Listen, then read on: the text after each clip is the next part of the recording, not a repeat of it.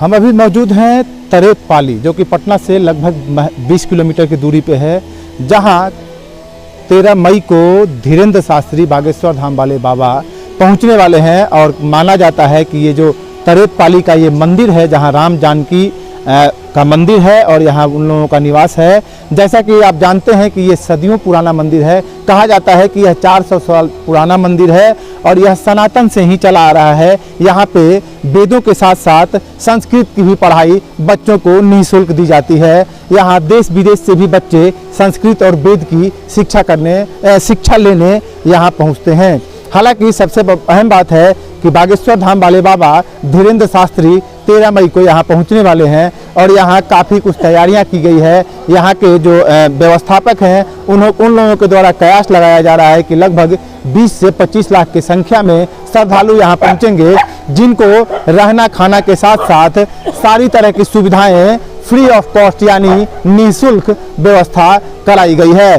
अब देखना होगा कि क्या कुछ सुविधाएं यहाँ पे मौजूद रहती है और बाबा का जो आगमन है उससे यहाँ के लोग जो हैं काफ़ी खुशनुमा माहौल में हैं और अपने आप को बहुत खुशनसीब महसूस कर रहे हैं। आइए जानते हैं यहाँ के लोगों का क्या कुछ कहना है, साथ साथ यहाँ के जो मठाधीश हैं उनका क्या कुछ कहना है। सर, बाबा बागेश्वर का दिव्य दरबार यहाँ सजने वाला है, क्या तैयारियाँ हैं इसको लेकर?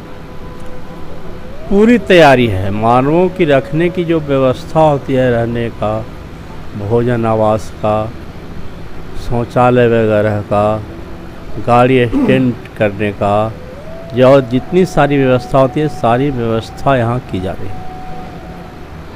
कुछ लोगों ने आपत्ति लगाया है कि बाबा का दरबार यहाँ नहीं लगने देंगे, वैसे लोगों को इस कैंपस से दूर की आपत्ति है। इस कैंपस में आपत्ति किसी की नहीं चलती है।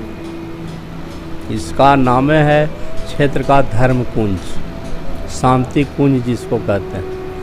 कुछ आपत्ति लेकर के बाहर से आता भी है तो इस कुंज में जो प्रवेश कर गया वो शांतिमय हो जाता है, भूल जाता है आपत्ति।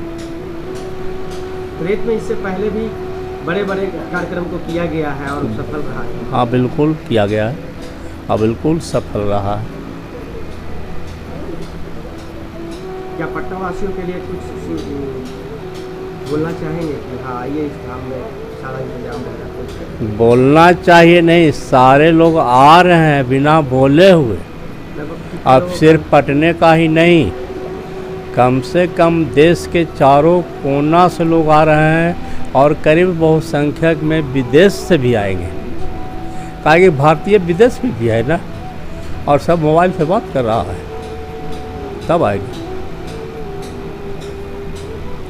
आने की संख्या कम से 15-20 लाख होगी। 15 से 20 लाख। कहा जा रहा है कि कुछ इस बार जो व्यवस्था की जा रही है, गांव के लोग भी पूरा तन मन धन से तैयार हैं। इस बार नहीं, यहाँ जब भी धार्मिक कार्य हुआ है तो पूरा क्षेत्र बिहार तन मन धन से कार्य को पूर्ण किया है। हर हमेशा कोई आपस में मतभेद नहीं, कोई जातिगत पात नहीं। कहा जाता है तरेत मठ ही ऐसा है जहाँ कोई जात कोई धर्म कुछ नहीं है, यहाँ सबसे कोई भी बात नहीं यहाँ है। यहाँ आज भी सारे जाति के बच्चे पढ़ते हैं हमरे के यहाँ। कोयरी भी है, जादव जी भी हैं, कुम्हार भी हैं, पंडित जी लोग भी हैं। हरिजन एक जात नहीं है, हरिजन ही एक जात है जो नहीं पढ़ना चाहता है, वो नहीं पढ़ता है। जबकि बगल में हमारा 150 घर का हरिजन बसा हुआ है, लेकिन वो सब नहीं पढ़ता है। अलगे स्कूल उसको खोले, स्कूलों में नहीं पढ़ता है। सब शिक्षा से दूर। श्रद्धालुओं के लिए क्या सब शिक्षा से दूर है। श्रद्धालुओं के लिए कुछ कहना चाहेंगे? श्रद्धालुओं के लिए तो कहेंगे, श्रद्धा प्रेम के साथ भगवान का भजन से लेकर के कथा तक सुने। भजन करने से बहुत लाभ मिलता है। यस्य स्मरण मात्रेण जन्म संसार बंधनात्। कथा की स्मरण मात्र से जन्म का बंधन आवागमन का टूट जाता है, क्योंकि यह कर्म भूमि है। हम जितने हैं कर्म भूमि के अंदर कर्म कारक सारे जीव हैं, काम करने वाले। कर्म का फल देने वाला नारायण होता है, और वह नारायण कैसा है? नरा नाम ऐनो जस्या नारायण।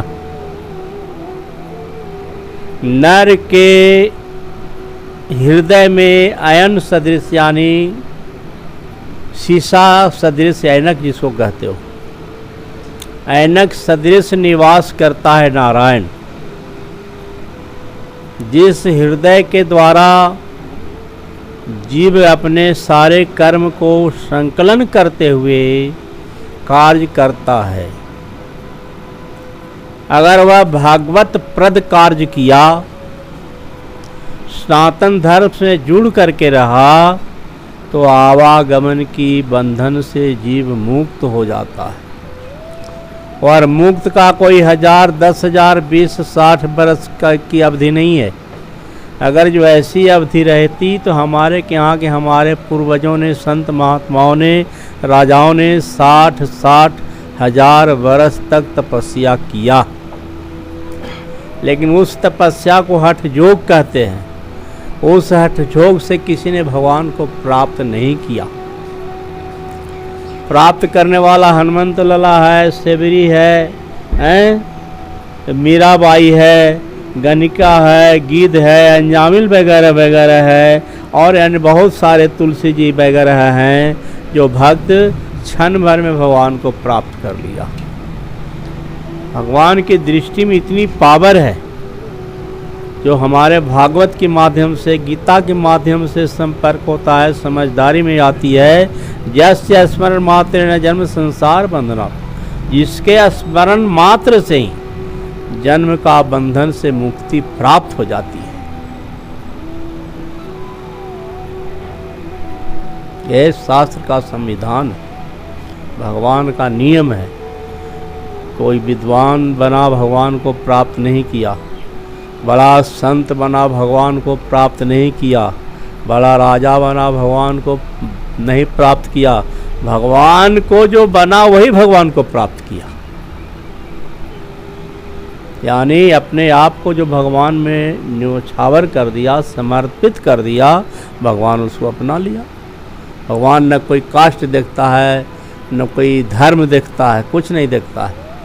सिर्फ देखता है कि हमारे पास आया या नहीं, क्योंकि संसार का मालिक है ना, पूरे सृष्टि चलाना उसका काम है। यहाँ के जो निवासी हैं उन लोगों में काफ़ी उत्साह देखने को मिल रहा है। महिलाएं इतनी खुश हैं कि कहना है कि अगर कोई भी बाहर से आता है तो अगर व्यवस्था में कमी होती है तो वो मेरे घर में भी आकर रह सकते हैं और भोजन प्राप्त कर सकते हैं। वहीं जो यहाँ के मठाधीश हैं, महंत हैं, उनका कहना है कि किसी भी तरह की समस्याएं किसी को उत्पन्न नहीं होने दी जाएगी। राजीव रंजन, सनातन के लिए, पटना से।